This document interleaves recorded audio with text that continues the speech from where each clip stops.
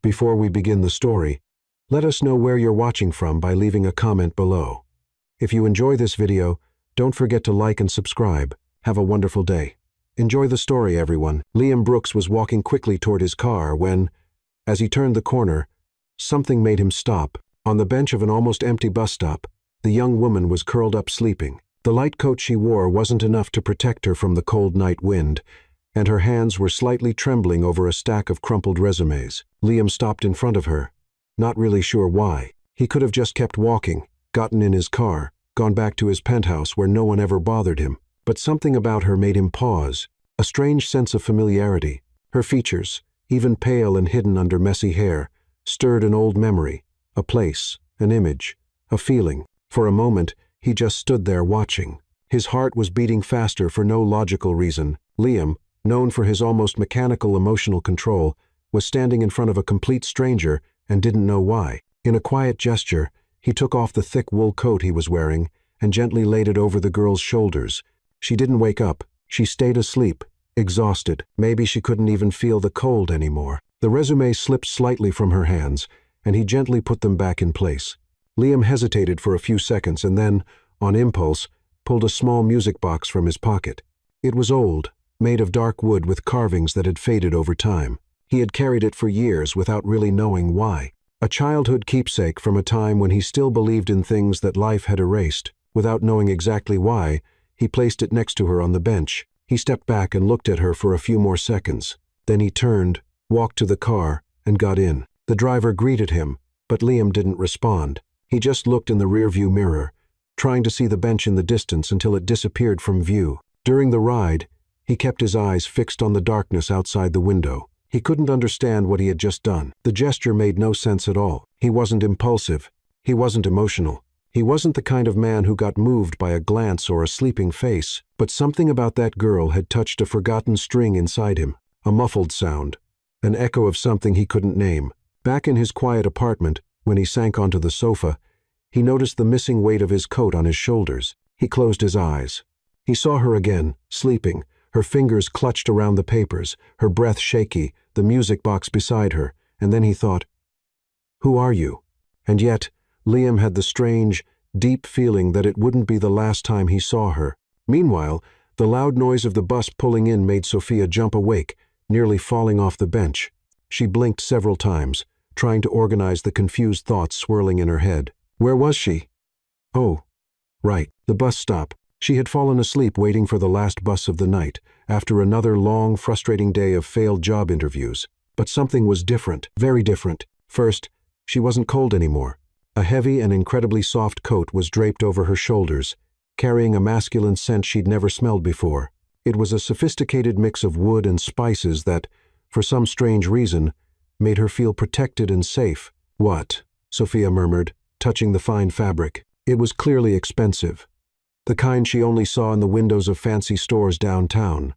The ones she never dared to enter for fear of embarrassment. Then her eyes locked on the object next to her on the bench. A small, dark wooden music box with delicate carvings that seemed to tell old stories. Sophia felt a chill run down her spine. And not because of the cold night air. "I've seen this little box before," she whispered to herself, picking it up with trembling fingers. The surface felt smooth and familiar under her touch, as if her hands already knew every curve, every detail. But how did it end up here? The bus honked impatiently, and the driver shouted through the open window. "You getting on or what, miss?" "I don't have all night." Sophia jumped up, almost tripping over her own feet. Yes, sorry." She quickly gathered her crumpled resumes, still wearing the mysterious coat and holding the music box like it was a treasure. As she stepped onto the bus, she almost slipped on the wet steps. "Careful there, young lady," grumbled the driver, a burly man with a thick Boston accent. "Now this ain't no amusement park. Sorry, sir. It's just that well, it's a long story." Sophia laughed nervously as she searched her pocket for coins to pay the fare. She found the exact amount, as if it were a small miracle. She sat on a seat near the window, still holding the music box tightly. The bus rumbled along Boston's bumpy streets, but Sophia barely noticed the motion. All her attention was focused on the object in her hands. Carefully, as if handling something sacred, she opened the lid of the box. Immediately, a soft and melancholic melody began to play. The first notes hit Sophia like lightning, making her heart race in a way she couldn't explain. Tears began to fill her eyes without warning. They weren't tears of sadness, but of something much deeper and harder to describe. It was as if that music touched a part of her soul that had been asleep for years. An overwhelming sense of familiarity surrounded her, as if that melody were part of who she was, a missing piece of her identity lost to time. "Why am I crying?" she murmured to herself, wiping the tears away with the back of her hand. "It's just a song." But it wasn't just a song. It was much more than that. It was like those notes were the key to a locked door in her memory, a door she didn't even know existed. Blurred fragments of images danced in her mind. A large cold place, other children, a dark-haired boy who always made her laugh. "Next stop, Commonwealth Street," the driver announced, interrupting her thoughts. Sophia quickly closed the box, as if that could hold back the emotions she didn't understand. The coat was still wrapped around her shoulders, giving her a warm, comforting hug she didn't want to let go of. When she finally arrived at the small apartment she shared with 2 roommates, Sophia tiptoed inside so she wouldn't wake anyone. Laura, her roommate who worked the night shift at a hospital, had left a note on the fridge. "Sophia, there's leftover pizza in the oven. And stop blaming yourself about the interviews. You'll get there." Sophia smiled for the first time that day. Laura always knew what to say to cheer her up. She grabbed a cold slice of pizza and sat at the small kitchen table, still wrapped in the mysterious coat with the music box in front of her. "Okay, let's break this down," she said out loud, as she often did when she needed to organize her thoughts. "First, I woke up with a designer coat that definitely isn't mine. Second, I found a music box that makes me cry for no reason. Third, I might be going crazy." She laughed at herself. She'd always had the habit of talking to herself when she was confused or nervous. Her roommates had gotten used to hearing monologues coming from her room. Sophia opened the box again, letting the melody fill the apartment's silence. This time, she was able to control herself better, although the feeling of familiarity remained strong. "All right, little mystery box," she said, looking at the object as if it might respond. "Do you want to tell me how you ended up in my life? Because I'm pretty sure I didn't buy you, and my current budget does not allow for fancy gifts to myself." The box, of course, didn't answer, but Sophia was sure there was a story behind all of it. Someone had placed that box beside her, the same person who had left the coat, but who and why?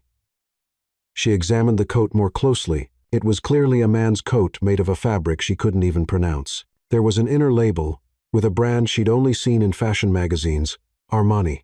Her eyebrows rose so high they nearly disappeared under her bangs. "My goodness," she whispered, "whoever left this must have more money than I'll see in my entire life." Sophia got up and carefully placed the music box inside her backpack, along with the crumpled resumes. Tomorrow would be another day of job hunting, and she had a strange feeling that this little box might bring her luck. It was silly, of course, but after the terrible day she'd had, she was willing to believe in anything that might change her luck. Before going to bed, Sophia held the coat close to her chest for a moment, breathing in the comforting scent. Whoever it belonged to, she hoped to thank them in person someday. It's not every day someone receives such a kind and unexpected gesture from a complete stranger.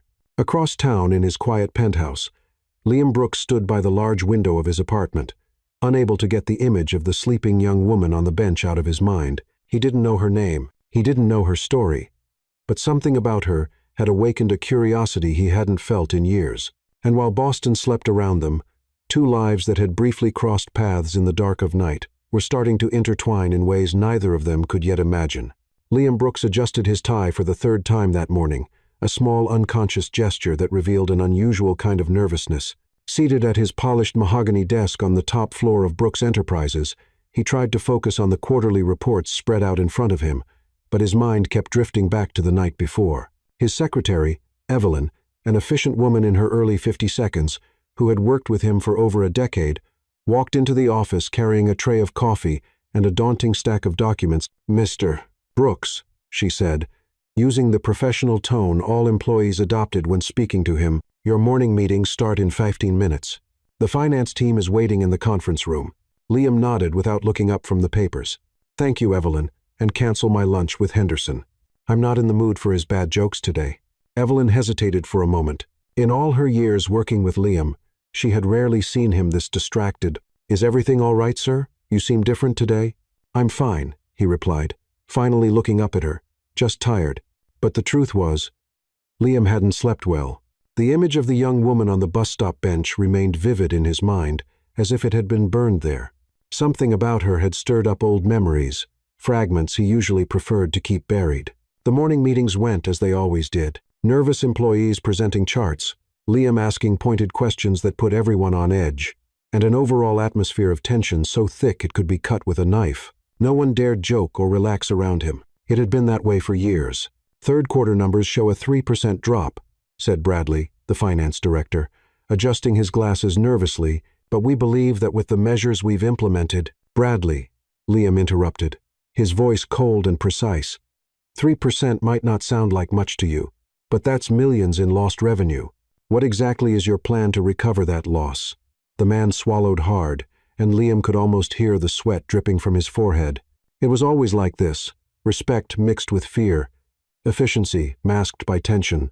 After 2 hours of meetings that felt endless, Liam decided to head down to the ground floor to check some reports from the HR department himself. It wasn't something he normally did. He preferred having the information brought to him.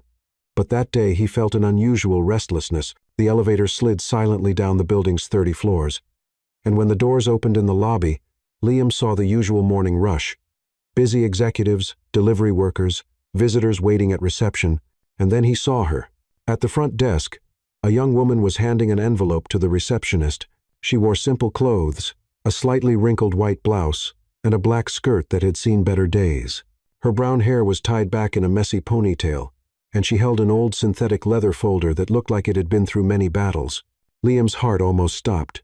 It was her, the girl from the bench, even dressed differently, standing straighter and with more determination. He recognized her instantly. The delicate features, the way she bit her lower lip when nervous, the way her fingers tapped lightly on the strap of her folder. Liam took a step toward the front desk but froze when he saw her turn to leave. She walked past him less than 2 meters away, but she didn't look at him. She was too focused on her own concerns to notice the man in the expensive suit, watching her with quiet intensity. "Thank you," he heard her say to the receptionist. "I hope you'll consider my application." And then she was gone, disappearing through the building's revolving door as if she'd never been there.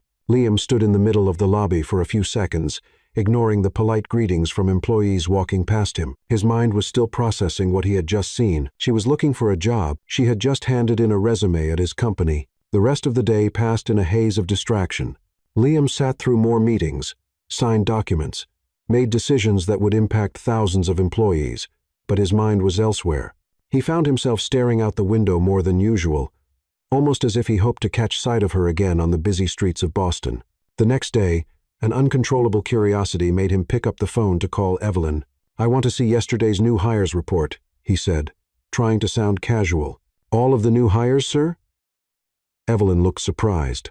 Liam rarely showed interest in entry-level hiring details. "Yes, all of them." When the report landed on his desk, Liam reviewed it line by line until he found what he was looking for.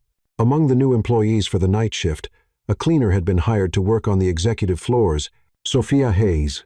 Sophia. Now he knew her name. That evening, Liam did something completely out of the ordinary. Instead of going straight home after work, he stayed in the building. He told Evelyn he'd be working late, but in truth, he was waiting. Around 9, when most of the daytime staff had already left, Liam went down to the 25th floor. The hallways were quiet, lit only by emergency lights and the occasional glow from an office where someone had forgotten to turn off the lights. He walked the halls trying to appear casual, as if he were just checking on things. That's when he heard voices coming from the security post. "The new cleaner seems nice," said one of the guards. Robert, a big man who had worked the night shift for over 15 years. "Sophia, right? She said she started yesterday." "Yeah." The other guard, Jimmy, replied. "I saw her with the cleaning cart on the 23rd floor. She looks like a hard worker." Liam felt his heart speed up. She was there in the building at that very moment. Without thinking much about what he was doing, he headed for the elevator and went down 1 floor. The elevator doors opened with a soft chime, and Liam stepped out onto the 24th floor. The lighting was dimmer there, casting long shadows along the walls. He followed the faint sound of wheels squeaking on the marble floor, and then he saw her. Sophia was pushing a cleaning cart down the hallway, her hair tied up in a practical bun, wearing a simple blue company uniform. She was focused on her task, wiping door handles with smooth, efficient motions. When she looked up and saw him at the end of the hallway, their eyes met for a moment that felt like it lasted forever. They just looked at each other. Sophia tilted her head slightly, as if trying to remember where she might have seen that man before, but nothing came to mind. To her, Liam was just another executive working late. "Good evening," she said politely, before turning her attention back to the cleaning cart. "Good evening," Liam replied, his voice sounding rougher than usual. Sophia went back to work and Liam stood there for a few more seconds before returning to the elevator. When the doors closed, he leaned against the wall and shut his eyes. She hadn't recognized him. To Sophia, he was a complete stranger. But to Liam, she was the missing piece of a puzzle he hadn't even realized he was trying to solve. And now, for the first time in years, Liam Brooks had something to look forward to beyond reports and meetings. He had a mystery to unravel, a connection to explore. He had Sophia. On her third night working at Brooks Enterprises, Sophia was starting to get used to the routine. She had learned where the cleaning supplies were kept, figured out which elevator was fastest to the upper floors, and even discovered that the 12th floor bathroom had the best toilet paper in the entire building. "Okay, Sophia," she murmured to herself as she pushed the cleaning cart down the 27th floor hallway. Third night and still not fired. That has to be some kind of personal record. The building was practically empty at that hour. Only a few lights remained on in offices where some workaholics were still working late. Sophia liked the silence. It was relaxing after full days of job hunting and hearing more no's than a parent trying to get a 2-year-old to eat broccoli. She had just finished cleaning 3 offices in a row when she reached the end of the hallway. There, a door was slightly open, and she could hear a deep voice talking on the phone. Sophia hesitated for a moment. Should she clean that office now or wait for the person to finish the call? Decisions, she whispered to herself, looking at the cart full of cleaning products. If I wait, I'll have to come back later. If I go in now, I might interrupt an important conversation. But if the person wanted complete privacy, they wouldn't have left the door open, right?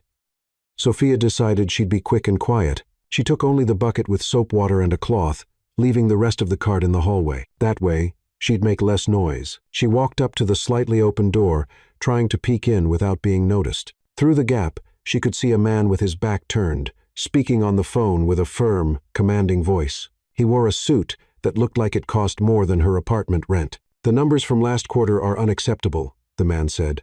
"I want a meeting with all departments on Monday, and this time I want solutions, not excuses." Sophia swallowed hard. He was clearly someone important. Maybe it was better to come back later. She started to back away, and that's when disaster struck. As she stepped back, Sophia bumped the door with her shoulder. It opened a little wider with a sharp creak. The sound startled her, and she lost her balance. The bucket of soapy water slipped from her hands like it had a life of its own. What happened next felt like it played out in slow motion, like one of those movie scenes where everything goes wrong at once. The bucket flew in a perfect arc, dumping its entire contents directly onto the shoes of the man on the phone. Sophia froze. She didn't breathe, didn't blink, didn't move. She was like a bronze statue in the middle of the office. Except bronze statues don't blush from embarrassment. The man stopped speaking mid-sentence. Slowly, like a predator spotting prey, he turned around. It was Liam Brooks, the CEO, the most feared man in the entire building, and she had just soaked him with dirty soap water. Why? Sophia stammered, feeling like the floor might open up and swallow her whole. "Mr. Brooks, oh my goodness." Liam looked down at his Italian leather shoes, now drenched in cloudy water. Then he looked up at Sophia, who seemed to be on the verge of a nervous breakdown right there. "Let me call you back," he said into the phone, keeping his eyes on Sophia. Something unexpected just came up. Sophia went into full panic mode. She dropped to the floor and started trying to dry his shoes with a cleaning rag, which only spread more water across the marble floor. "I'm so sorry, Mr. Brooks. Sorry, she said frantically, rubbing his shoes. "I'll fix this. I have special soap, vinegar, baking soda, holy water. If you're religious, whatever you need." Liam looked down at the young woman, who was practically kneeling at his feet, trying desperately to undo the damage.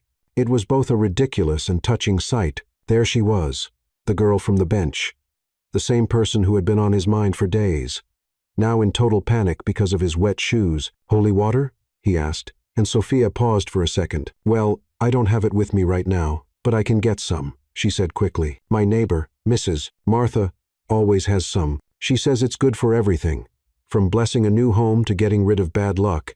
And looking at the situation, I definitely need to get rid of some bad luck." Then something completely unexpected happened. Liam Brooks, the man who hadn't smiled in years, the CEO who made employees nervous just by being in the elevator, felt the corners of his mouth begin to lift. It was a small smile, almost unnoticeable, but it was there. For the first time in years, someone had made him smile, truly smile. Sophia was still on the floor trying to dry the floor with the now soaked rag. "I can pay to have the shoes cleaned," she said. "It might take me 6 months, but I'll do it. Or I can work overtime for free. Or I can, well, I'm out of good ideas at this point." "Stand up," Liam said softly. Sophia stopped talking and looked up. "Sir?" "Stand up," he repeated. "It's all right." "All right?" Sophia slowly stood up, still holding the wet rag. "Mr. Brooks, I just turned your shoes into a kiddie pool. How is that all right?" Liam watched her for a long moment. She stood there in her wet uniform, hair falling out of its bun, holding a dripping cloth, and yet there was something about her that fascinated him. The way she didn't hesitate to speak her mind even in such an awkward moment, the way she tried to fix things instead of running away. "They're just shoes," he finally said. Sophia blinked several times, like she wasn't sure she'd heard him right. They're just shoes, Mr. Brooks. Those shoes probably cost more than 3 months of my salary. And I can buy another pair," Liam replied, keeping his tone calm. But I got your shoes all wet," Sophia insisted. "And I soaked your floor and interrupted your important call. And," she paused to catch her breath, "and I probably broke about 15 company rules all at once." Liam took a step back from the puddle, making a splashing sound with his wet shoes. The sound made Sophia shrink in embarrassment all over again. "What's your name?" he asked. "Sophia," she answered automatically. "Sophia Hayes. And before you ask, yes, that's my real name. And no, I don't usually spill water on my bosses. This is definitely a first for me." "Sophia," Liam repeated, testing how the name sounded in his voice. It was exactly how it had appeared in the hiring report, but hearing it from her lips felt different. "How long have you been working here?" 3 days, Sophia said, wringing the cloth nervously. "And depending on how mad you are, those might have been my only 3 days." Liam studied her for a moment. She was different from any employee he'd ever interacted with. There was no forced obedience, no paralyzing fear that he was used to seeing. Sophia was nervous, yes, but she was also sincere, authentic, and that was something he hadn't encountered in a long time. "Are you new to the cleaning staff?" he asked. "New to cleaning, new to not splashing important people, new to pretty much everything," Sophia sighed. "But I'm learning, and I promise next time I'll keep the bucket far away from anyone in an expensive suit." Liam nodded slowly. "Well, Sophia Hayes," he said, "I suggest you finish cleaning this floor and maybe be more careful with the buckets." Sophia blinked, confused. So I'm not fired."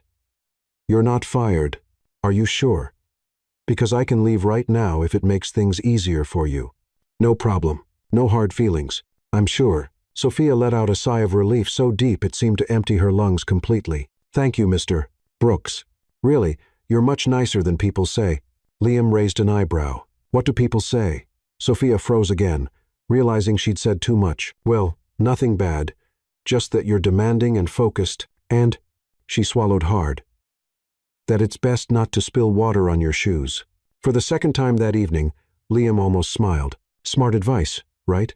Sophia laughed nervously. "Well, I'm going to keep cleaning now, and I'll stay far away from any water buckets." She turned to leave but stopped at the door. "Mr. Brooks, thanks for not firing me and sorry about the shoes." "Really?"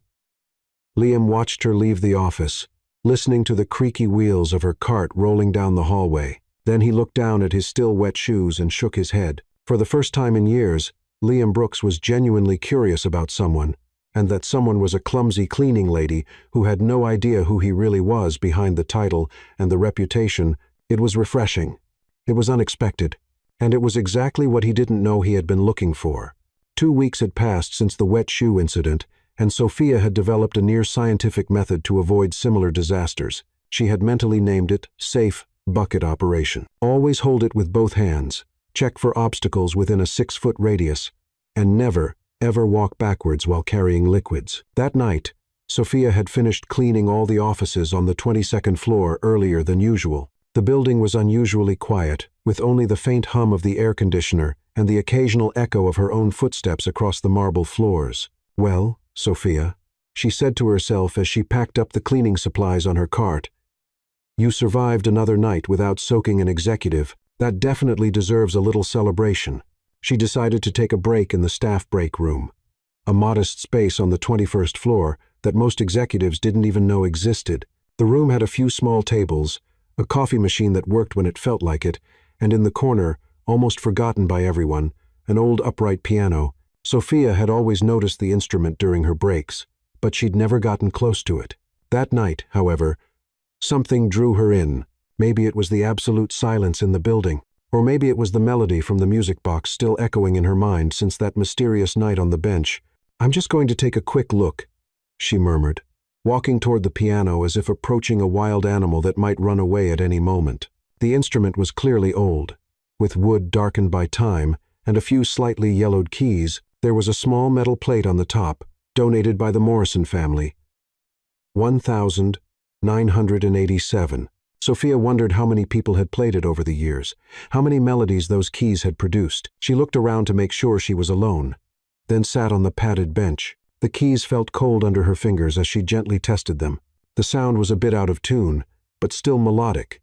All right, little forgotten piano, she said fondly. Let's see if you still remember how to work. Sophia closed her eyes and let her fingers find the keys. She didn't know why, but the melody from the music box came to her naturally, as if her hands knew exactly where each note belonged. It was strange because she didn't remember ever learning that specific song, but her fingers moved with a confidence that surprised her. The melody flowed smoothly, filling the silence of the room with a sweet melancholy. Sophia got lost in the music, feeling an unexplained connection to each note. It was as if that song was somehow a part of her, like a memory stored deep within her soul. As she played, Sophia didn't realize she was no longer alone. Liam had come down from his office to check some reports in the HR department when he heard the music echoing down the hallway. He stopped instantly, recognizing the melody he knew so well. It was the exact same tune from the box he had left with her that night, note by note, every nuance. How was this possible? Liam quietly approached the break room, stopping at the slightly open door. Through the gap, he could see Sophia sitting at the piano, completely absorbed in the music. Her fingers moved across the keys with a natural grace that fascinated him. She wasn't reading sheet music, wasn't following any guide. She was playing from memory, or rather as if the music was part of her. When Sophia finished the melody, she let her hands rest on the keys for a moment, as if she didn't want to break the spell. That's when she heard a voice behind her. You play that song. Why? Sophia turned quickly, almost falling off the piano bench. Standing in the doorway was a man she vaguely recognized from the hallways, but had never seen up close. He was tall, well-dressed, with dark hair and eyes that seemed to carry some kind of invisible weight. Sorry, Sophia said automatically, getting up from the bench like she'd been caught doing something wrong. I didn't know anyone was here. I was playing obviously, but I didn't know someone was listening, and if it's against the rules to use the piano, I can stop right away. The man raised a hand, a small smile forming on his lips.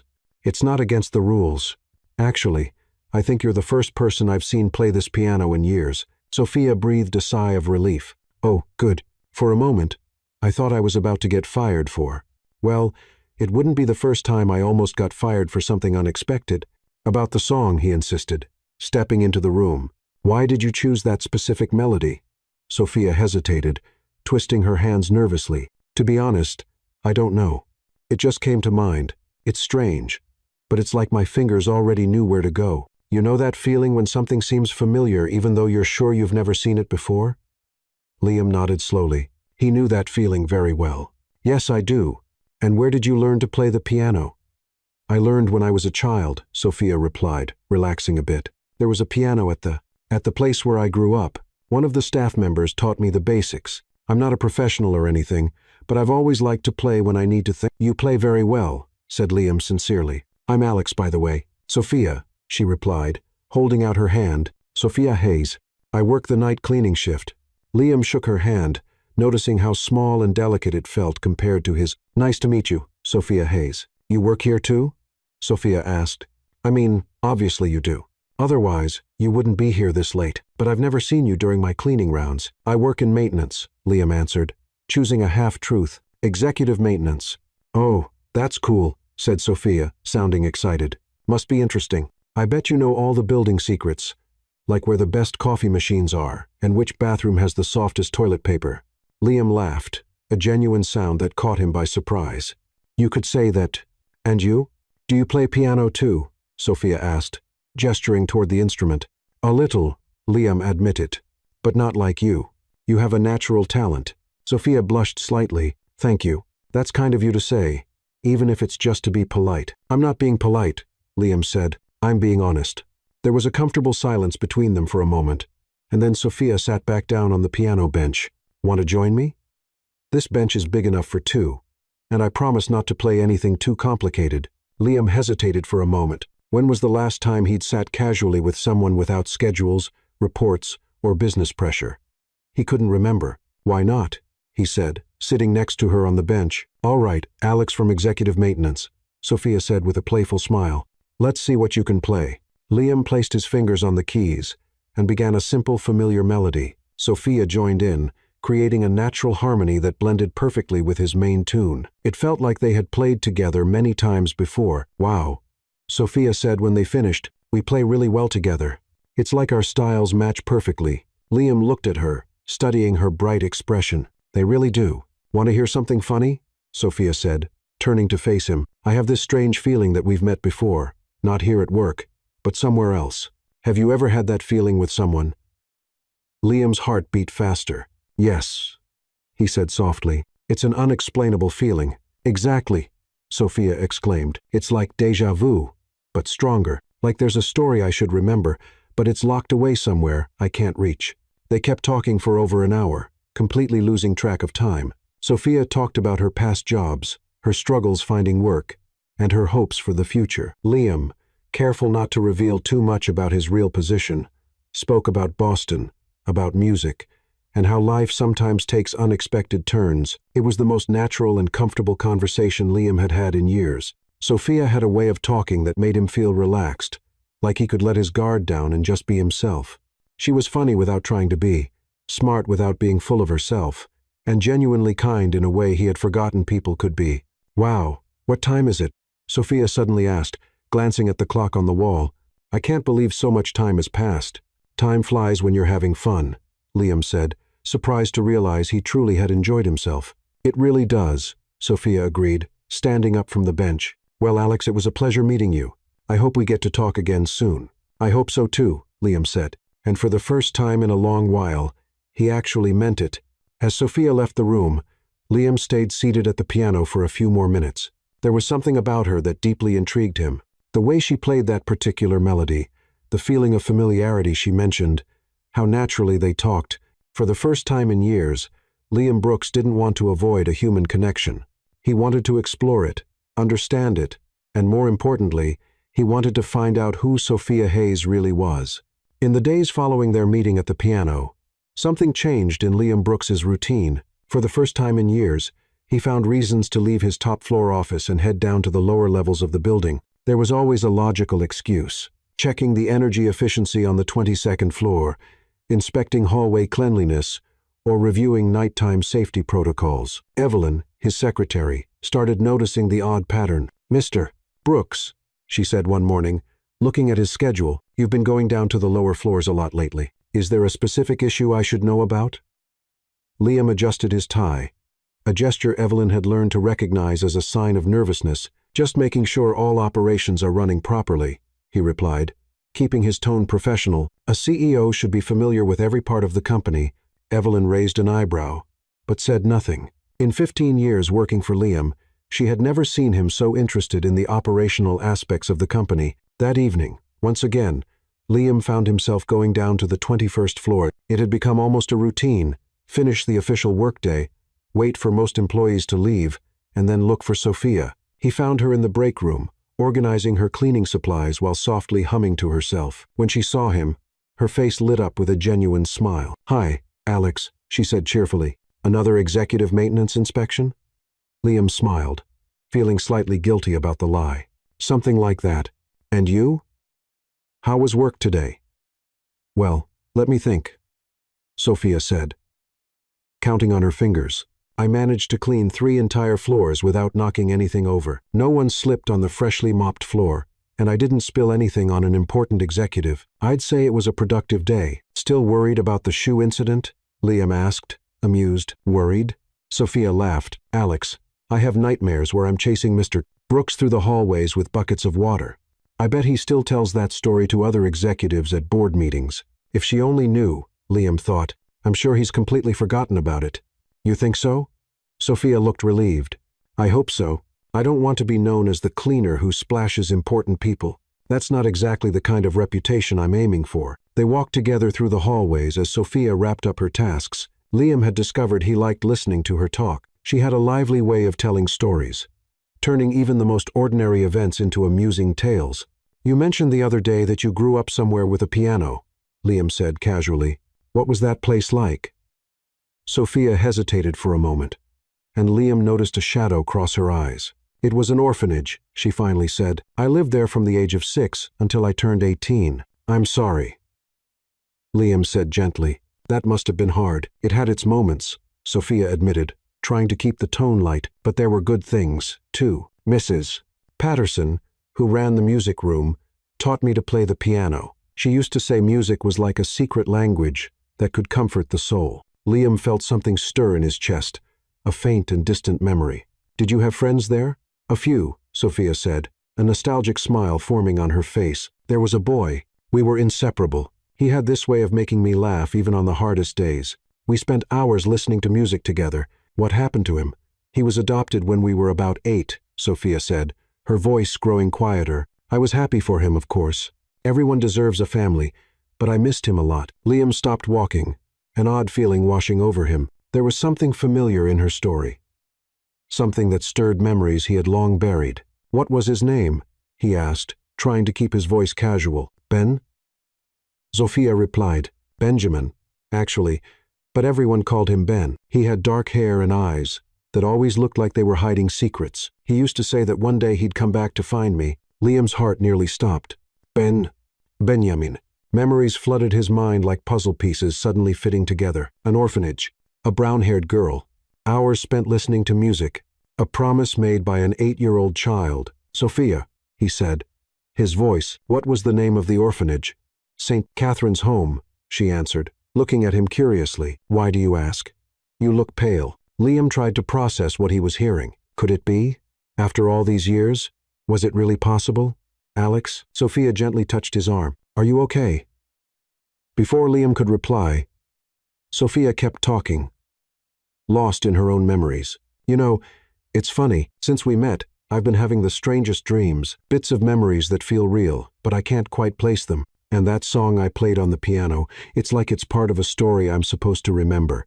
Liam looked at her, really looked at her for the first time. The delicate features, the expressive eyes, the way she bit her lip when she was thinking. How hadn't he seen it before? Sophia, he said softly, do you remember anything specific about Ben? A lot of things, she said, smiling sadly. He used to make up fantastic stories to distract me when I was upset. And he had this little music box we loved to listen to together. It was our special song. Liam's world seemed to stop. The music box, the same one he'd carried with him all these years, the same one he had left with her that night on the bench. What kind of music box? He asked, barely able to form the words. It was small, made of dark wood with delicate carvings. Sophia described, her eyes drifting into the past. It played the most beautiful melody, the same one I played on the piano the other day. Funny how some songs just stick to your soul, don't they? Liam knew he should tell the truth right then. He should reveal who he really was, both as the CEO and as Ben from her childhood, but the words just wouldn't come. How could he explain that he'd been unknowingly searching for her all these years? How could he admit that he had lied about his identity?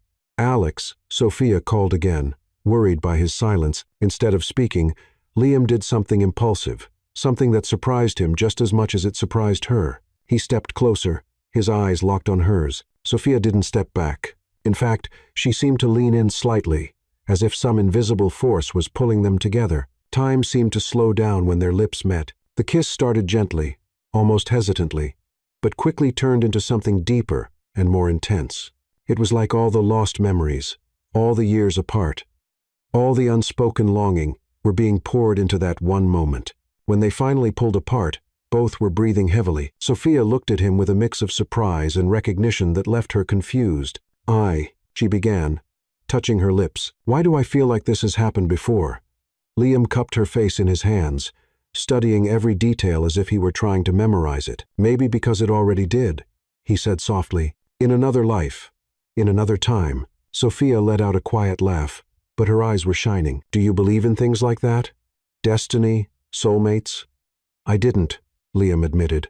Until now. They stood there, lost in each other's eyes, both feeling that something important had shifted between them. Neither of them knew yet that it wasn't just the present connecting them, but a shared past that was finally beginning to come out of the shadows. What Sophia didn't know was that the man she had just kissed was both the CEO she feared and the Ben keeper she had never forgotten. And what Liam didn't know was that he had finally found the person his soul had been searching for all his life. A week had passed since the kiss, and Sophia felt like she was floating through the halls of Brooks Enterprises.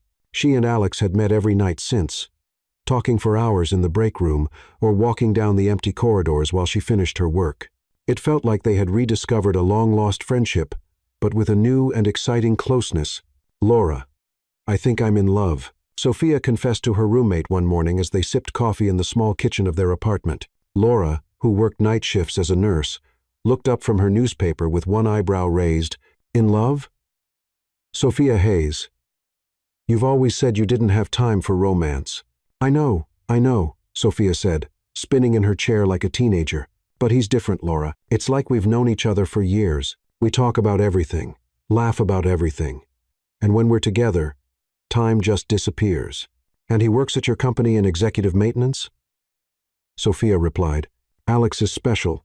He really listens to me, not just pretends while thinking about something else. Laura smiled. Well, I'm happy for you. Just be careful where you're walking when you're daydreaming about him. We don't want you spilling another bucket of water on some important executive. Sophia laughed. That only happened once. And Mr. Brooks didn't even seem that mad. That afternoon, Sophia got an unexpected call from her cleaning supervisor, Karen. Sophia, sweetheart, Karen said in her raspy smoker's voice, I need you to cover the afternoon shift today. Jessica called in sick, and we've got an important meeting on the 30th floor that needs to be spotless. Sure, no problem. Sophia replied, What time do you need me there? 2. And Sophia, wear your newest uniform. This meeting's with the big shots. Sophia arrived at the building earlier than needed, excited for the change in her usual routine. She rarely worked during the day, so it would be interesting to see the building with more people around. Maybe she'd even run into Alex by chance. Karen met her in the lobby, holding a clipboard and looking more stressed than usual. Sophia, thank you for coming, she said quickly. I need you to clean room 3 amperes. It's one of the main meeting rooms right next to the CEO's conference room. Everything has to be perfect. Got it, said Sophia, grabbing her cleaning cart. Room 3 ampere, total perfection. I could do that with my eyes closed. And Sophia, Karen grabbed her arm. If you see any executives around, be discreet. They don't like being disturbed. Sophia nodded and stepped into the elevator. 30th floor. It was her first time going that high up in the building. The doors opened to reveal a luxurious hallway with thick carpets, artwork on the walls, and a stunning view of the city through floor-to-ceiling windows. Wow, Sophia whispered to herself. This place is fancier than some hotels I've stayed at. Well, hotel singular. And it wasn't that fancy. She found room 3 amperes easily, noticing the door was slightly open. Perfect. She could slip in, clean everything up quickly, and leave without bothering anyone. Pushing her cart down the hallway, Sophia hummed softly to herself, a tune she'd heard on the radio during her commute. She was in a good mood, thinking about how she'd tell Alex all about her little adventure on the executive floors of the company. Working 9 to 5, what a way to make a living. She sang quietly, pushing the door open a bit more. That's when her life changed completely. The room wasn't empty. In fact, it was full of men in expensive suits sitting around a large conference table. And at the head of the table, leading the meeting with an air of authority, Sophia recognized instantly, was Alex, but it wasn't Alex. Not the Alex she knew. This man looked the same, had the same voice, but everything about him was different. His posture was straighter, almost intimidating. His tone was cold and commanding, and everyone in the room treated him with a respect that could only mean one thing. I want those numbers reviewed by Monday, he was saying when he noticed Sophia standing in the doorway. No more delays or excuses. The silence that followed was absolute. Sophia felt like the ground had vanished beneath her feet. Her cleaning cart suddenly felt too heavy for her trembling hands. The bucket of cleaning supplies slipped from her grip, hitting the floor with a loud thud that echoed through the silent room. "Mr. Brooks," one of the executives said nervously, "it seems there's been a misunderstanding. Mr. Brooks." Liam Brooks, the CEO. Alex was Liam Brooks, the CEO. The man she had splashed with dirty water, the man everyone at the company feared, the man she had kissed thinking he was just a maintenance worker. Sophia looked at Liam and he looked at her. In his eyes, she saw guilt, fear, and maybe even desperation, but all she could feel was betrayal. Sophia tried to speak, but the words wouldn't come. Her hands were shaking so much, she could barely stand. "Sophia," Liam said, rising from his chair, but his voice sounded different, formal, distant, like she was just another employee who had made a mistake. But that was enough to break the trance Sophia was in. Tears began streaming down her face as the reality sank in. He had lied about everything, who he was, what he did, why he was always around. "I'm sorry," she managed to whisper. But she wasn't apologizing for the bucket or for interrupting the meeting. She was apologizing for being so naive. Sophia turned and ran. She ran down the luxurious hallway, her tears blurring the view. She ran to the elevator, pressing the button over and over, as if it would help her escape faster from the humiliation. Behind her, she heard Liam calling her name, but she didn't stop. She couldn't stop. She couldn't face him again, knowing it had all been a lie. When the elevator doors finally closed, Sophia collapsed against the wall, sobbing. How could she have been so foolish? How had she not seen it?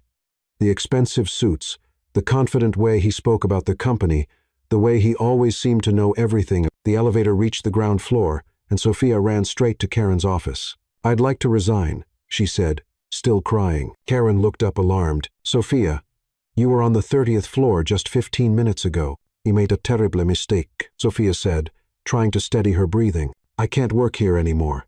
Sweetheart, whatever happened, I'm sure we can sort it out." "We can't," Sophia interrupted. "Trust me, it can't be fixed." She filled out the resignation forms with trembling hands, handed in her badge and uniform, and walked out of Brooks Enterprises without looking back. Meanwhile, on the 30th floor, Liam had ended the meeting abruptly. Leaving a room full of confused executives, he rushed down to the ground floor, but Sophia was already gone. "Where's Sophia Hayes?"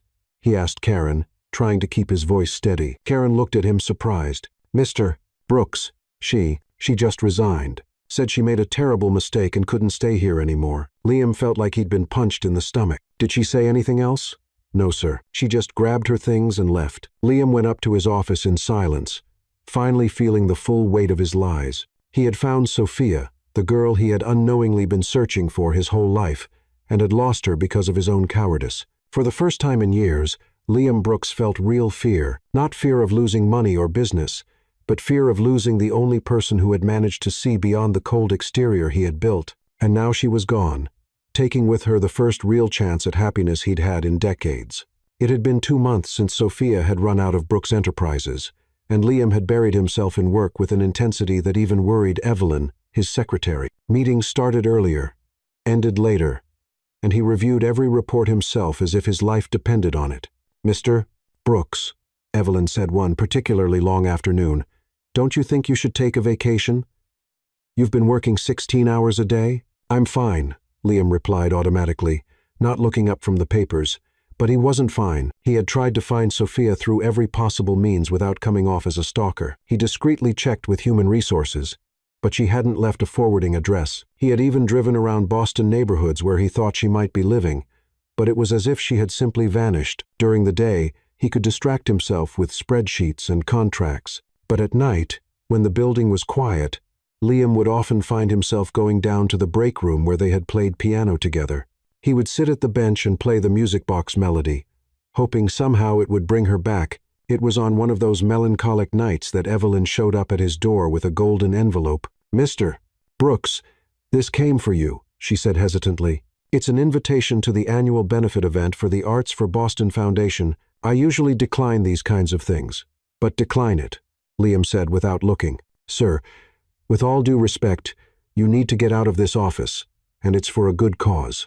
The foundation raises money for music programs in orphanages." Liam looked up. Orphanages. Sophia had grown up in an orphanage. It was a weak connection, but where's the event? At the Harrison Gallery in the Historic District, Evelyn replied, clearly surprised. Live music, dinner, silent auction. Confirm my attendance. That Saturday night, Liam reluctantly found himself driving downtown. The Harrison Gallery was small and charming, very different from the large corporate events he was used to. Around 50 people mingled through the intimate space, sipping wine and admiring local artwork on the walls.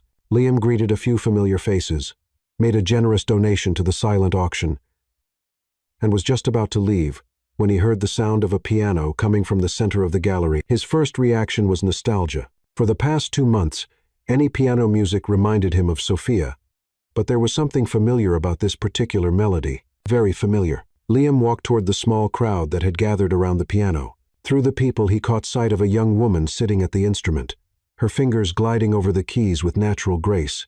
She wore a simple navy blue dress, and her hair was down, falling in soft waves over her shoulders. Then she turned her head slightly, and Liam's world came to a stop. It was Sophia. She was playing the melody from the music box, exactly as she had that night in the break room. Every note was perfect, every nuance just as he remembered. Liam couldn't move.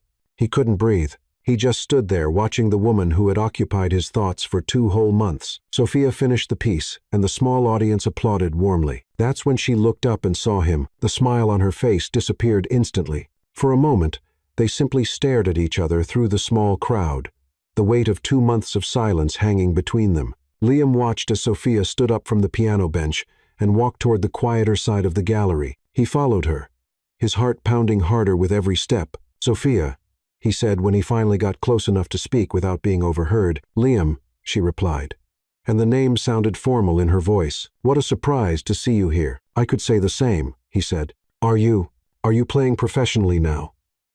Sophia laughed, but there was no humor in it. Hardly. I'm a piano teacher for underprivileged kids at the community center. When the gallery found out, they invited me to play at tonight's event. Apparently, live music brings in more donors. Piano teacher, Liam repeated. That's wonderful, Sophia. It's honest, she said, and the word carried a weight he understood right away. Liam felt like he'd been slapped. Sophia, I know I have a lot to apologize for. You lied, she said simply, about everything. Who you were, what you did, why you were always around. I know. You made me feel like a fool. I know, Liam repeated, his voice rough. And I'm sorry, more than you can imagine. Sophia studied him for a long moment. Why didn't you tell me the truth? Liam ran a hand through his hair, a nervous habit Evelyn would have recognized instantly. Because for the first time in my life, someone was looking at me as just Alex, not Liam Brooks, the CEO, not someone with power or money. You saw me as me. But you weren't just Alex, Sophia said. You were Liam Brooks pretending to be Alex. That's different. You're right. Liam admitted. I was scared. Scared of what? Scared that if you knew who I really was, you'd change toward me, that you'd treat me like everyone else does, with fear, forced respect, or interest in what I could offer you. He paused, searching for the right words. I've never had someone see me as just a regular person. I've never had someone laugh at my jokes, tell me their stories, kiss me just because they wanted to, not because I was important. Sophia stayed silent, taking in his words. Sophia, Liam went on, I know I have no right to ask for anything, but would you give me a chance to be honest now? Completely honest. For the first time since they'd met, Sophia smiled. It was a small, cautious smile, but it was there. I don't know if I'm ready to forgive you, Liam, but I'm willing to listen. Liam felt a wave of relief. That's more than I deserve. Much more, Sophia agreed, though there was a hint of humor in her voice. They talked for another hour, sitting on a small bench in the back of the gallery.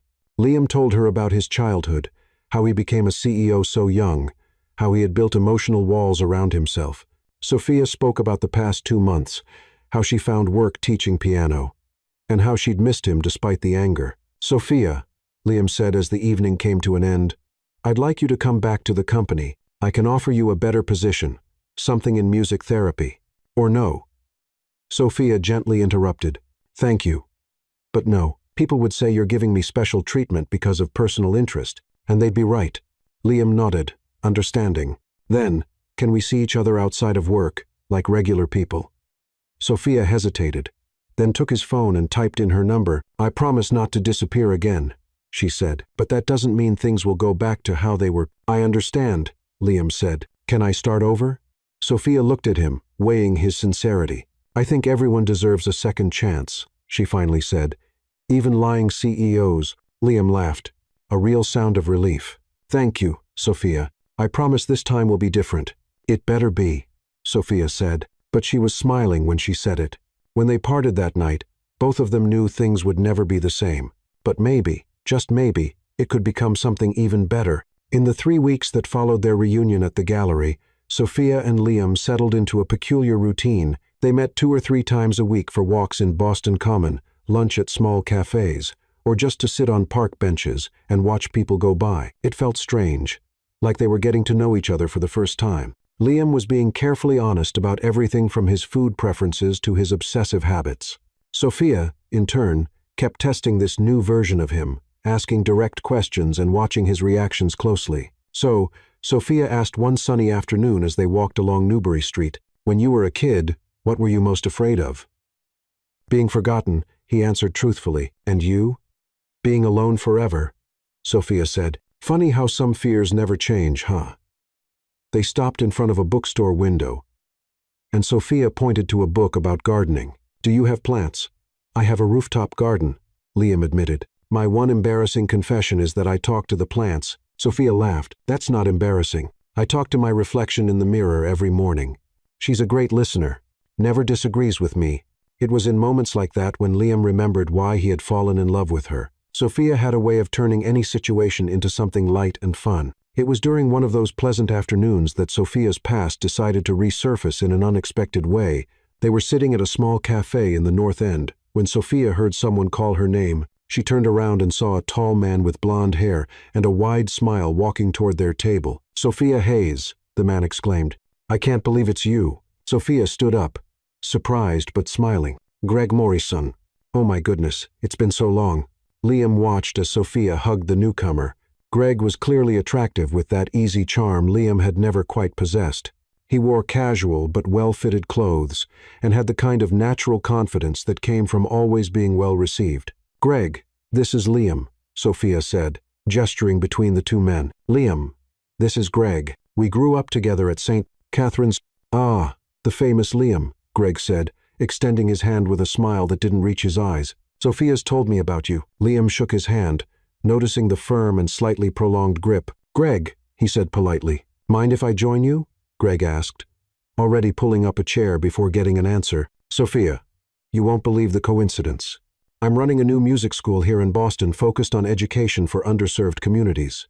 When I heard you were teaching piano, I thought of you right away." Sophia perked up. "Really? What kind of school?" "It's called Harmony House," Greg explained, clearly enthusiastic. "We offer free classes for low-income children, music therapy, even a scholarship program for conservatories. It's exactly the kind of thing you always dreamed of doing." Liam saw the genuine interest in Sophia's eyes and felt a sting of something he didn't like to admit. Jealousy. "Sounds like a great program," he said, keeping his tone neutral. "It's fantastic," Greg agreed. "And Sophia would be perfect to lead our piano department. The salary is good, the benefits are excellent, and she'd be making a difference in the lives of hundreds of kids." "Greg, that sounds amazing," Sophia said. "But you don't even know if I'm qualified for something like that." "Sophia, I've known you since you were 6, Greg said, leaning forward. "I know what you can do. Remember when you taught little Susie at the orphanage? She was so traumatized she wouldn't talk to anyone. But after 2 weeks playing music with you, she was singing again." Liam watched the conversation, feeling more and more like an outsider. Greg and Sophia shared a history he could never be part of. They had memories, shared experiences, a foundation built on years of friendship. "How about dinner tomorrow?" Greg suggested. "I can show you the school, introduce you to the rest of the team. I'm sure you're going to love it." Sophia looked at Liam as if asking for permission or advice. "Well, of course," Liam said quickly. "Sounds like a great opportunity." "Great," Greg said. "And Liam, you should come, too. After all, Sophia always tells me how supportive you've been." There was something in Greg's tone that Liam didn't like, but he nodded. "I'd be happy to." The next evening, the 3 of them met at a modest Italian restaurant in the North End. Greg had picked the place, and Liam immediately noticed it was the kind of restaurant Sophia would feel comfortable in. Casual, cozy, without the pressure of the upscale places Liam usually dined at. Dinner started well with Greg telling funny stories about the school and Sophia laughing genuinely. Liam tried to join the conversation but felt out of place. Greg and Sophia spoke a shared language of memories he couldn't understand. That's when Greg decided to make it personal. "You know, Sophia," Greg said, twirling pasta on his fork, "you've always been too independent for your own good. Remember when you turned down help from the Johnson family who wanted to adopt you? You said you didn't need rescuing." Sophia blushed slightly. "Greg, I'm just saying some things never change," Greg continued, looking directly at Liam. "You don't need a prince to save you, Sophia. Some people only care about flowers once they've already bloomed." The silence that followed was tense. Liam felt the blood rushing to his face, but kept his voice calm when he replied. "And some people think charity makes them worthy of something they'll never have," he said, his tone icy. Greg laughed, but there was no humor in the sound. "I guess the difference is that I've always been here. You just showed up." "Greg," Sophia said, clearly uncomfortable. Liam stood up from the table abruptly, his patience finally gone. "Sophia, let's go," he said, his voice low but firm. To his surprise and relief, Sophia stood up without hesitation. "Greg, thank you for the dinner and the offer," she said politely. "I'll think about the position." "Sophia, wait," Greg began, but she was already walking out of the restaurant with Liam. The drive was quiet, heavy with unspoken tension. Liam drove through the familiar streets of Boston, trying to process what had just happened. Greg had been right about one thing. He had come into Sophia's life late, but that didn't mean he didn't belong there. When they stopped in front of the modest building where Sophia lived, Liam finally broke the silence. "Sophia," he began, turning to look at her. His voice was thick with emotion, vulnerable in a way she had rarely heard. "I know all of this is strange. I'm strange. I haven't understood what's been happening to me since the first moment I saw you on that bench." Sophia looked at him, her eyes reflecting the glow of the streetlights. "I just know that you're the person I've been waiting for."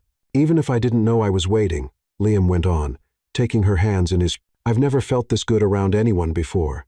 I'm not good with words, but it's you, Sophia. It's always been you." For a moment, Sophia just looked at him, studying his face in the soft light inside the car. Then, without saying a word, she leaned in and kissed him. It was a different kiss from the one they had shared before. That one had been discovery, surprise, unexplained chemistry. This one was a choice. It was Sophia saying without needing words that no matter what past she shared with Greg, no matter the complications or uncertainties, she was choosing Liam. When they pulled apart, Liam rested his forehead against hers. "Thank you," he whispered. "For what?" "For choosing me," he said, "even knowing how complicated I am." Sophia smiled, touching his face gently. "Liam Brooks," she said, "you might be a lot of things, but boring isn't one of them." Rain tapped insistently against the window of the small bedroom Sophia shared with her two roommates. It was one of those gray Boston afternoons that made you want to hide under a blanket with a cup of hot chocolate. Sophia had come home early from her piano lessons. 3 students had canceled because of the weather. "Well," she said to herself, looking around the messy room, "since I'm here, I might as well pretend to be a tidy person." She started by picking up the clothes scattered on the chair, then organized the sheet music piled on the floor. That's when she picked up her old backpack, the one that had been with her through the tough job hunting days, and realized how heavy it was. "Oh my goodness," she muttered, shaking the bag. "What am I carrying in here? Lucky rocks?" Sophia flipped the bag upside down on the bed, emptying everything out. Out came pens with no ink, crumpled papers, some old candy she had forgotten about, and in the middle of it all, a small box she didn't remember packing. It was a simple metal box, rusted with a latch that barely worked. Sophia picked it up carefully, feeling the weight of memories before she even opened it. "Where have you been hiding?" she asked the box as if it might answer. When she finally managed to open the latch, Sophia found a few childhood treasures she had saved from the orphanage. A small teddy bear missing one eye, some letters from other kids, and at the bottom, a faded photograph. Sophia picked up the photo with trembling fingers. It was a black and white picture, clearly old, showing 2 children sitting side by side on a wooden bench. The girl, with uneven braids and a toothy smile, was holding a small music box. The boy next to her with messy dark hair and a wide, genuine grin had one arm protectively around her shoulders. On the back of the photo, someone had written in childish handwriting, Sophia and Ben, best friends forever, 1995. Sophia felt like the floor had disappeared beneath her feet. Her hands shook so badly she nearly dropped the picture. "No, it can't be," she whispered. Her voice barely a sound. She looked closer at the boy in the photo, the eyes, the shape of his face, even the way he smiled. His left cheek lifted just a bit higher. It was exactly how Liam smiled when he was truly happy. A flood of memories hit her mind like a dam had broken. She remembered the hours they spent hiding in the orphanage attic, listening to the soft melody of the music box Mrs. Patterson had given them. She remembered Ben making up fantastic stories to distract her when she cried for a family she had never known. She remembered how he always shared his pudding with her at dinner, even when she insisted she wasn't hungry. And then came the most painful memory of all. The day Ben's adoptive parents came to take him home. She remembered standing at the window, watching him get into the car with a beautiful family that promised to give him everything he deserved. Ben had turned and waved at her, shouting that he'd come back for her. She never saw him again. "Ben," Sophia whispered, tears beginning to fall. "My Ben." But there was a piece that didn't fit the puzzle. The name, Liam, wasn't Ben. Or was he? Sophia jumped up from the bed, still holding the photo. She couldn't stay still. She needed answers. She needed to see Liam. She needed to know if her mind wasn't playing tricks on her. Without even thinking to grab an umbrella, Sophia ran out of the apartment. The rain soaked her instantly, but she barely noticed. She ran through Boston's slippery streets, dodging pedestrians and splashing through puddles. "Excuse me." "Sorry," she called out as she rushed past people who looked at her like she was crazy. Romantic emergency. When she reached the Brooks Enterprises building, Sophia was completely soaked and out of breath. The security guard at the front desk looked at her with concern. "Ma'am, are you all right? Do you need help?" "I need to see Liam Brooks," Sophia said between gasps. It's urgent. Mr. Brooks is in a meeting." "Please," Sophia said, holding out the wet photograph. "It's about this. He'll want to see me. He promise." Something in her voice convinced the guard to make the call. After a brief conversation, he directed her to the elevator. "Top floor," he said. "Good luck, ma'am." Sophia rode the elevator up with her heart pounding so loudly she was sure the whole building could hear it. When the doors opened on the top floor, she saw Liam standing in front of the window in his office, looking out over the rainy city below. He looked lost in thought, and there was a sadness in his posture that Sophia recognized instantly. "Liam," she said softly. He turned, surprised to see her there, soaked and shivering, holding something in her hands. "Sophia, what happened? You're soaking wet. Do you remember this?" Sophia asked, holding out the photo with trembling hands. Liam stepped closer and took the picture. Sophia watched his expression shift completely. First surprise, then disbelief, and finally an emotion so pure and deep it brought tears to his eyes.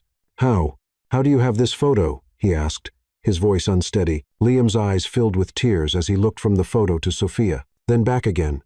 "So, it's you, Sophia." "My Sophia." Sophia nodded, unable to speak. Tears streamed freely down her face. Then, Liam smiled.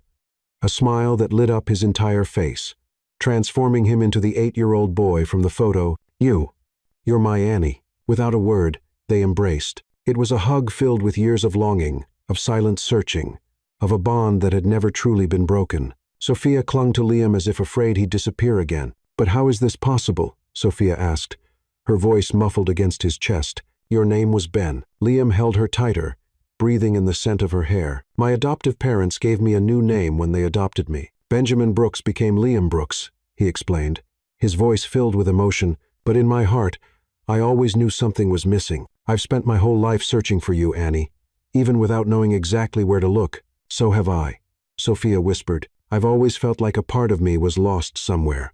Liam pulled back slightly to look at her face. "The music box. That night on the bench, I didn't know why, but something made me give you that box. It was our box, Annie, the one Mrs. Patterson gave us." Sophia laughed through her tears. "And I played that song on the piano because my fingers remembered even when my mind couldn't." "Fate," Liam said, wiping the tears from her face with his thumbs. "Or maybe it's just true love that always finds its way back." At that moment, standing in the middle of Liam's office, soaked from the rain and from their tears, all the mistakes, fears, and lies of the past completely lost their meaning. The CEO who never smiled had found the girl who never stopped fighting. Ben had finally come back for his Annie, just like he had promised so many years ago. And this time, they would never be apart again.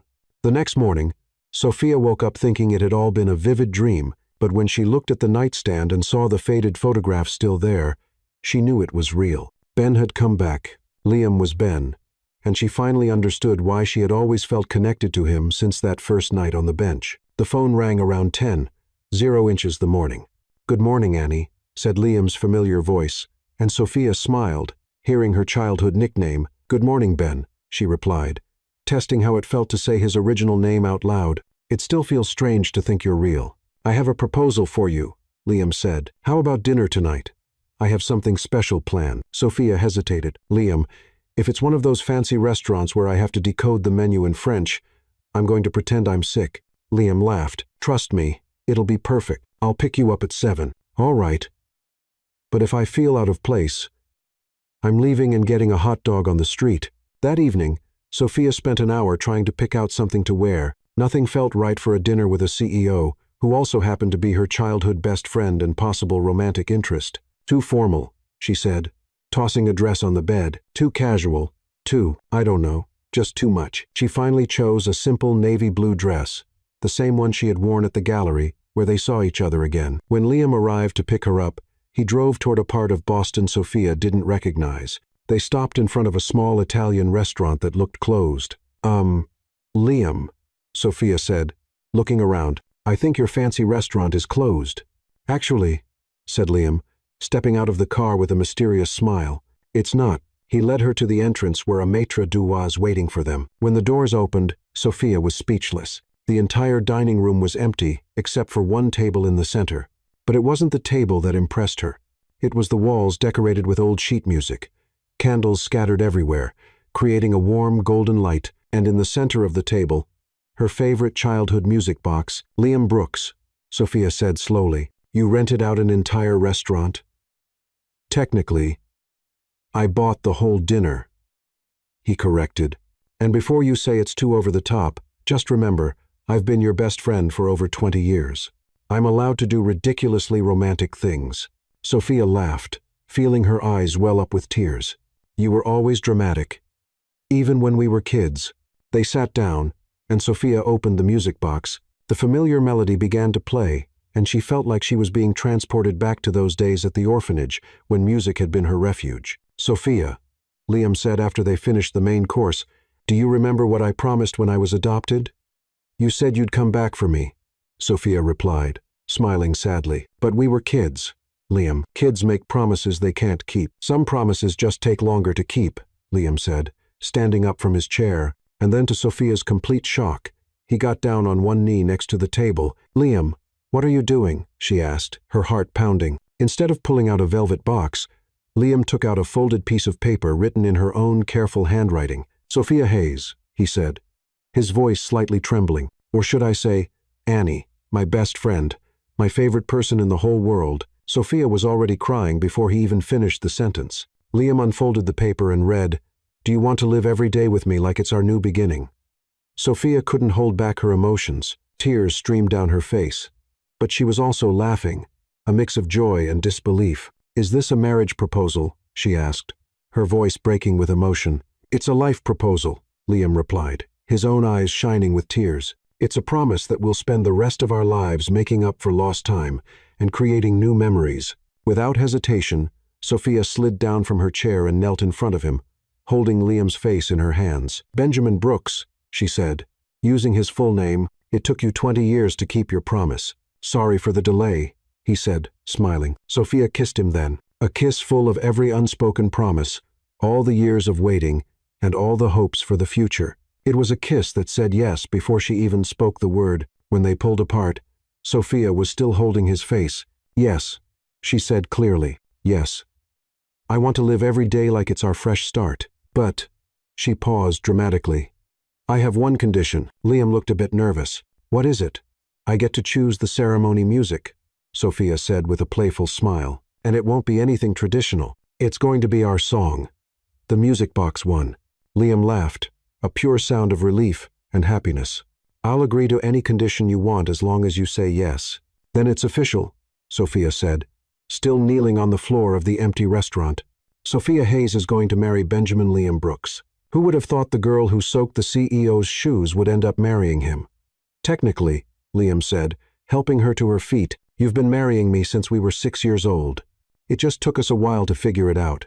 They laughed together like two kids who had finally found each other after a long game of hide and seek. There, surrounded by candles and sheet music with the music box playing its special tune, Sophia and Liam began composing the melody of their future together. And this time, no one would tear them apart again. 3 months after the proposal at the restaurant, Sophia stood in front of the mirror in her bedroom, adjusting for the 10th time the simple veil that had once belonged to her piano teacher at the orphanage. "Mrs. Patterson, stop fussing with that veil," said Laura, her roommate, who was acting as maid of honor. "You're going to end up tearing it." "I can't help it," Sophia admitted, her hands trembling slightly. "Laura, I'm getting married in the little church where I grew up to my childhood best friend who also happens to be a millionaire CEO. If that's not a reason to be nervous, I don't know what is." "It's a reason to be happy," Laura corrected her, adjusting the flowers in Sophia's hair. "And a reason to stop pinching yourself. You're getting all red." Outside, Sophia could hear the sound of children laughing and chatting. Liam had insisted the wedding take place at St. Catherine's home, the orphanage where they met. The current pastor, Reverend Thompson, had been touched by their story and offered the small chapel for the ceremony. "Sophia," called a familiar voice from the hallway. "Can I come in?" "Come in, Clara." Clara Jenkins, Sophia's friend from her job-searching days, entered the room holding a simple bouquet of daisies and white roses. "Oh my goodness, Sophia," Clara said, her eyes filling with tears. "You look radiant." "I'm trying not to throw up from nerves," Sophia confessed. "Does that count as radiant?" "Definitely," Clara laughed. "And just wait until you see how nervous your groom is downstairs. He's already adjusted his tie like 15 times. Sophia smiled, feeling some of the butterflies in her stomach settle down. It was comforting to know Liam was just as nervous as she was. The small chapel at the orphanage had been decorated with simplicity and love. White ribbons and wild flowers adorned the wooden pews, and at the altar, simple candles created a warm, welcoming atmosphere. There was no luxury or extravagance, just love and hope, filling every corner. The guests were few but special. Laura and Clara, a few close friends of Sophia's, Evelyn, Liam's secretary, and Liam's adoptive parents, Michael and Grace Brooks. They had immediately embraced Sophia as family, insisting she called them Mom Grace and Dad Michael. And seated in the front pews were a dozen children from the orphanage, all dressed in their best clothes, holding simple musical instruments. When the moment came, Sophia heard the familiar tune of the music box, only this time, it was being played by a small group, some children with recorders, others with triangles and xylophones, all playing with sweet concentration. "It's your time, dear," said Grace Brooks, who had insisted on walking Sophia down the aisle since she had no parents to do the honor. Sophia took Grace's arm and began walking down the small aisle. She wore a simple white satin dress she had found at a second-hand shop, but it had been altered with such care that it looked like it had been made just for her. When her eyes met Liam's at the altar, Sophia felt like the whole world made sense. He stood there in his simple but elegant tuxedo, holding the original music box, the very one he had left with her that night on the bench. His hands trembled slightly, and Sophia could see tears of emotion in his eyes. "Wow," Liam whispered when she reached the altar. "You look, wow. Is that your official statement?"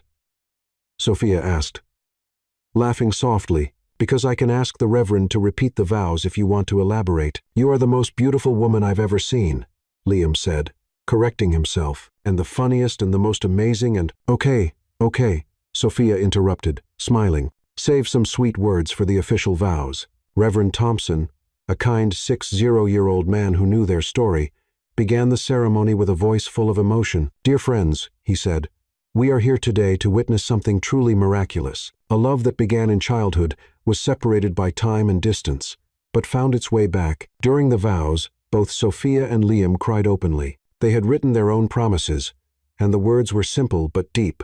"I promise," Sophia said, holding Liam's hands, "to be your best friend, your adventure partner, and your favorite person to talk to about totally random things at 3:00 the morning. "I promise," Liam replied, "to protect your heart the same way you protected mine when we were kids. And I promise never to lie about who I am again, because with you I can simply be Ben." When the Reverend asked for the rings, Liam opened the music box. Inside, Where the little ballerina used to be were two simple gold rings. With this ring, Liam said, sliding the band onto Sophia's finger, I promise you my heart, my life, and all my tomorrows. With this ring, Sophia replied, I promise you that our story is only just beginning. By the power vested in me, Reverend Thompson declared, I now pronounce you husband and wife. Liam, you may kiss your bride. The kiss was gentle, full of promises, and a joy that seemed to overflow. The orphanage children clapped and shouted with happiness. And even Evelyn was quietly wiping away tears. During the small reception in the orphanage garden, Sophia noticed Clara chatting animatedly with someone. As she got closer, she saw it was Greg who had shown up to greet her and congratulate the couple. Clara was telling me about her work with special needs children, Greg was saying, clearly interested. It's fascinating. Sophia and Liam exchanged amused glances. The chemistry between Clara and Greg was undeniable. Well, Sophia whispered to Liam, looks like we're not the only ones who believe in new beginnings. Liam smiled, pulling her closer. Life has a funny way of putting the right people in the right place, doesn't it? It really does, Sophia agreed, looking around at the children playing, the friends chatting, and the man who had been her best friend, then her lost love and was now her husband, Mr. and Mrs. Brooks. One of the orphanage children said, tugging at their hands, Are you going to have kids like us? Sophia and Liam laughed, looking at each other with that perfect understanding only people who've known each other a lifetime can share. Who knows? Sophia said, squeezing Liam's hand. The future is full of possibilities. And as the sun set over Boston, Sophia and Liam danced for the first time as husband and wife to the same melody that had connected two young hearts so many years ago.